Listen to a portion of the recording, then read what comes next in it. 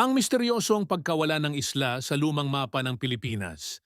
Alam mo ba na may isang isla sa lumang mapa ng Pilipinas na biglang nawala? At hanggang ngayon, hindi pa rin natatagpuan?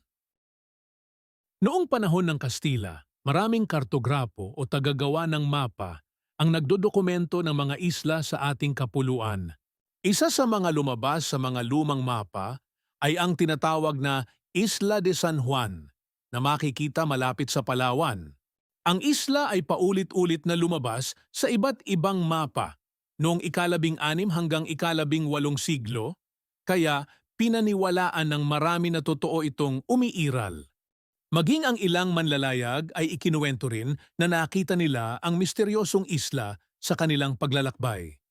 Pero nang magsagawa ng mga bagong ekspedisyon at sukatin muli ang karagatan, hindi na ito nakita. Hindi malinaw kung talagang may isla noon na lumubog or simpleng pagkakamali lang ng mga kartograpo.